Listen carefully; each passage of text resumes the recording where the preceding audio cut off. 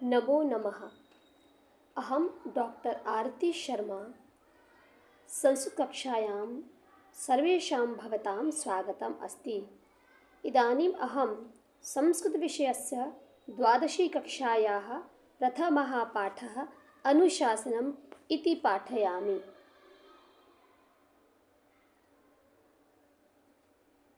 प्रस्तुत पाठः अनुशासनम। प्रस्तुत अंश वैदिक वाङ्मय में अद्वितीय स्थान रखने वाले तैत्तिरीय उपनिषद के 11वें अनुवाक या शिक्षावल्ली से संकलित है अर्थात लिया गया है। उपनिषदों का प्रादुर्भाव वैदिक ज्ञान के विकास के रूप में हुआ है। उपनिषद का अर्थ है ज्ञानार्थ, ज्ञान के लिए या गुरु के समीप बैठना। इस गुरु शिष्य परंपरा में अध्ययन के उपरांत आचार्य के द्वारा शिष्य को जीवन उपयोगी यह उपदेश दिया गया है। यह मनोरम उपदेश इतने सहज भाव से प्रस्तुत किया गया है कि सीधा हृदय को स्पर्श करता है। तो आइए हम इस पाठ को पढ़ते हैं। यह पाठ गद्यांशात्मकः अस्ति। प्रथमः गद्यांशः। वेदमनुच्याचार्योऽन्ते वासिनमा मनुशास्ति। अब यहाँ पर ये जो शब्द दिया हुआ है ये बहुत बड़ा शब्द आपको दिखाई दे रहा है, लेकिन चिंता की बात नहीं है। इसका हम संधि विच्छेद करेंगे। तो आइए हम संधि विच्छेद करेंगे। वेदम अनुच्य आचार्यः अंतेवासिनम अनुशास्ति। जब हमने इन शब्दों की संधि विच्छेद की तो देखिए शब्द आ गए।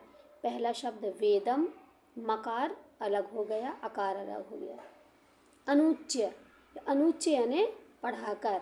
वेदम, वेद को, अनुच्य यानी पढ़ाकर। फिर अनुच्य में जो दीर्घ आ है वो दो भागों में अलग अलग हो जाएंगे, एक ह्रस्व आकार, एक दीर्घ आकार। तो आचार्य, ये ओकार विसर्ग से ओकार बनता है। विसर्ग 8 प्रकार से परिवर्तित होता है। तो यहाँ ओकार मतलब विसर्ग, तो आचार्य। और अवग्रह जो लिखा हुआ है, जब ओकार विसर्ग में बदल जाएगा, परिवर्तित हो जाएगा, तो अवग्रह अकार ह्रस्व आकार में आ जाएगा। तो अंतेवासिनम। फिर यहाँ जो मनुशास्ति में जो माँ है, ये माँ का भी यहाँ पर यहाँ इसको हम संधि कर लेंगे। संधि विच्छेद करते समय मकार अलग हो जाएगा और यहाँ पर इसका आकार अलग हो जाएगा। तो अंतेवासिनम और अनुशास्ति। वेदम, वेद को पढ़ाकर, अनुच्य पढ़ाकर, आचार्य, आचार्य अंतेवासिनम शिष्य को अनुशास्ति शिक्षा देता है। सत्यम वद, सत्य बोलो। धर्मम चर, धर्म का आचरण करो। स्वाध्यायान मा प्रमदः, स्वाध्यायान मा का यहाँ पर हमने संधि विच्छेद किया है, देखेंगे आप यहाँ पर ये स्वाध्यायात धन मा। तो यहाँ पर ये पंचम वर्ण है, पर पंचम वर्ण नकार का यहाँ पर तकार हो जाएगा। तो यहाँ पर स्वाध्यायात माँ प्रमदा, स्वाध्याय से प्रमाद नहीं करना चाहिए। और फिर आचार्याय प्रियम धनम आहृत्य प्रजातंतुम माँ व्यवच्छेदसी। आचार्याय, आचार्य के लिए, प्रियम धनम, प्रिय धन को, आहृत्य यहाँ संधि की है, धनम धन आहृत्य। आहृत्य शब्द है, इसमें हरि यानी हरण करना धातु है और यहाँ आ उपसर्ग है और ल्यप प्रत्यय। आहृत्य धन को हरण करके या ला करके, प्रजातंतुम, प्रजातंतुम यानी वंश परंपरा को, ये वंश परंपरा को यानी प्रजातंतुम को, माँ व्यवच्छेदसी ही, मत तोड़ो। अब यहाँ जो व्यवच्छेदसी जो शब्द दिया हुआ है, तो देखिए हमने यहाँ पर शब्द नीचे क्रिया रूप में यहाँ लिखा है व्यवच्छेदसी ही का वी धन अब छिद धातु है, छिद धातु में वी और अब उपसर्ग लगा दिया है, साथ में लुंग लकार मध्यम पुरुषः एक वचनम, अर्थात तोड़ो। माँ व्यवच्छेदसी ही, मत तोड़ो। इस प्रकार यहाँ पर इसका अर्थ किया गया। आपको अगर समझ में नहीं आ रहा है आप पॉज करके यहाँ देख सकते हैं। चलिए आइए आगे देखते हैं, आगे स्लाइड।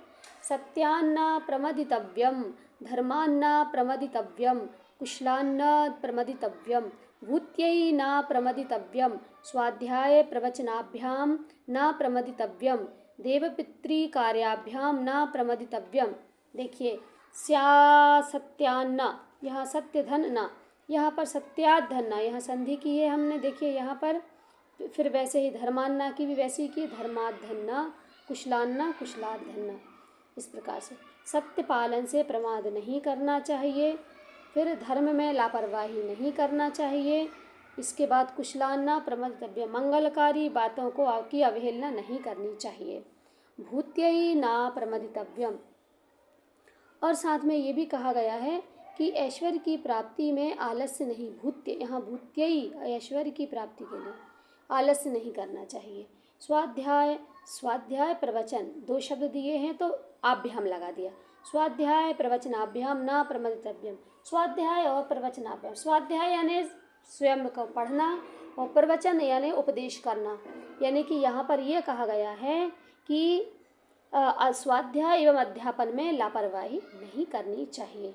देव पितृ कार्याभ्याम ना प्रमदितव्यम, देव और पितृ दो शब्द दिए हैं। देव यानी देवताओं, और पितृ में जो पितरगण हैं या हमारे बड़े जैसे माता पिता हैं, गुरु हैं, तो देवताओं और गुरुजनों यानी हमसे जो बड़े हैं उनके कार्यों को करने में आलस्य नहीं करना चाहिए। तो देखिए यहाँ पर हमने कुछ शब्दार्थ भी दिए हैं, आप इनको भी पढ़ सकते हैं। इस तरह इस पाठ को आप अच्छे से समझ सकते हैं। तो चलिए आगे, अगला, मातृदेवो भव, माता देवता को मानने वाला बनो। पितृदेवो भव, पिता देवता को मानने वाले बनो। आचार्य देवो भव, आचार्य देवता को मानने वाले बनो। अतिथि देवो भव, अतिथि देवता मानने वाला बनो। यानी अनवद्यानि कर्माणि, और जो अनवद्यानि कार्य हैं, अनवद्यानि यानी दोष रहित कर्म हैं, कर्माणि कर्म है, तानि सेवितव्यानि, उनका सेवन करना चाहिए, उन्हें मानना चाहिए। नो इतराणि, अन्य को नहीं, इतर यानी इनके अलावा। यानी अस्माकम, यानी अस्माकम, और जो हमारे सुचरितानि तानि त्वया उपास्यानि नो इतराणि, मतलब कि अन्य दोषपूर्ण जो हमारे अच्छे कार्य हैं तुम्हें उनका सेवन करना चाहिए, अन्य नहीं। यानी जो अस्माकम हमारे, सुचरितानि अच्छे, यहाँ पर कहा गया अच्छे कार्य हैं, तानि उन्हें, त्वया उपास्यानि उन्हें तुम्हारे द्वारा सेवन करना चाहिए, नो इतराणि अन्य को नहीं। यहाँ तक इसका हिंदी अर्थ बताया। देखिए यहाँ पर मैंने शब्दार्थ भी दिए हुए, यानी जो नपुंसकलिंग बहुवचन में, अनवद्यानि दोष रहित, इतराणि अन्य, ये इस प्रकार सुचरितानि सत्कर्म। फिर मैंने धातु रूप भी यहाँ पर दी, उपासितव्यम, उपधन आस धन तव्यत, उपासना, आस यानी किसी भी वस्तु का सेवन करना, ग्रहण करना, तो आस धातु, आस में तव्यत प्रत्यय और उपसर्ग हो गया, यानी उपासना करने योग्य, तव्यत प्रत्यय यानी किसी भी कार्य करने योग्य होता है। सेवितव्यानि में सेव धातु, तव्यत प्रत्यय, ये भी नपुंसकलिंग बहुवचन है। उपास्यम, उपधन आस धन यत, उपासना करनी चाहिए। इस प्रकार अनुशासनम, अनुधन शास धन ल्युट, ये अनुशासनम आदेश या शिक्षा, यहाँ हमने संधि विच्छेद दिया हुआ है। यान्यवद्यानि, यहाँ जो शब्द दिया हुआ है ये देखिए यहाँ पर, तो ये जो शब्द दिया हुआ है यान्यनवद्यानि, यानी अनवद्यानि। फिर यहाँ एक शब्द और दिया हुआ है, ये त्वयोपास्यानि यानी त्वया उपास्यानि। ठीक है, ये शब्द यहाँ पर दिए हुए हैं। आपको कोई समस्या मेरे ख्याल से नहीं होगी। आप बहुत अच्छे से इस वीडियो को देखेंगे तो आपको सब समझ में आएगा। अगला, अथ यदि ते कर्म विचिकित्सा वा वित्त विचिकित्सा वा स्यात्, ये तत्र ब्राह्मणाः सम्मर्षिणः युक्ता आयुक्ताः अलूक्षा धर्मकामाः स्युः। देखिए यहाँ क्या कहा गया है, अनुशासन की बात, कि यदि तुम्हें कर्म के संबंध में, यदि तुम्हें कर्म विचिकित्सा, कर्म के संबंध में, या वृत्ति यानी आचरण के संबंध में, विषय में संदेह हो, वास्यात् संदेह हो, तो ये तत्र ब्राह्मणाः हो, तो वहाँ जो ब्राह्मण हैं, कहाँ, जहाँ आपको कर्म के विषय में या आचरण के विषय में कोई संदेह होता है, तो वहाँ जो ब्राह्मण है, ब्राह्मण मतलब जो ब्रह्म को जानने वाला, जो जिसने ज्ञान प्राप्त किया है, उस ऐसे ब्राह्मण जो वहाँ ब्राह्मण हैं, कैसे सम्मर्षिणः युक्ता आयुक्ताः अलुक्षाः धर्मकामाः स्युः, यानी जो ब्राह्मण विवेकशील हैं, कर्म में तत्पर हैं, कर्म में तत्पर। यहाँ मैंने नीचे भी दिए हुए हैं, आप इनके शब्दार्थ में देख सकते हैं कि यहाँ पर देखिए मैंने दिया है कर्म विचिकित्सा, उचित कर्म के विषय में संदेह, वृत्ति चिकित्सा, वृत्ति विचिकित्सा आचरण के विषय में, और मैं सम्मर्षिणः का शब्द अर्थ दिया सहनशील, आयुक्ताः स्वतंत्र निर्णय लेने वाला, धर्मकामाः धर्मपरायण, और अलुक्षा यानी कोमल। तो क्या कहा गया यहाँ पर कि ये तत्र ये ब्राह्मणाः सम्मर्षिणः युक्ता आयुक्ताः अलुक्षाः धर्मकामाः स्युः, यानी वहाँ जो ब्राह्मण विवेकशील, कर्म में तत्पर, स्वेच्छापूर्वक कर्म परायण और सरल हृदय तथा धर्मपरायण हो, और जैसा वे वहाँ करें व्यवहार, जैसे वो वहाँ पर व्यवहार कर रहे हैं, तो आपको भी वैसा ही करना चाहिए।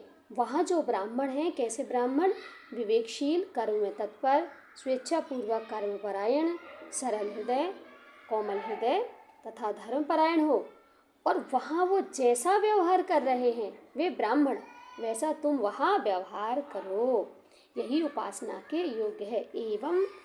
एवं चैतदुपास्यम च एतद उपास्यम, इसकी भी संधि कर सकते हैं, यहाँ की गई है, देखिए ये च एतद उपास्यम, यानी च यानी इस, और एतत मतलब वहाँ यही उपासना के योग्य है, यही उपासना के योग्य है, इस प्रकार कहा गया है। क्रियापद भी दिए हैं, देखिए वर्तेरन शब्द आया तो वृद्ध धातु में विधिलिंग प्रथम पुरुष बहुवचनम, व्यवहार करें, वर्तेथाः वृद्ध धातु में विधिलिंग लकार मध्यम पुरुषः एक वचनम, व्यवहार करो। इस तरह से हमने इसे समझा, हमने इस पूरे पाठ के गद्यांश को हमने बहुत अच्छे तरीके से समझा। आप सभी विद्यार्थी इस वीडियो को देख करके इसके गद्यांश को हिंदी अर्थ सहित संधि विच्छेद, क्रिया रूप, धातु रूप सभी को समझ सकते हैं। अस्तु पुनर्मिलामः। नमो नमः।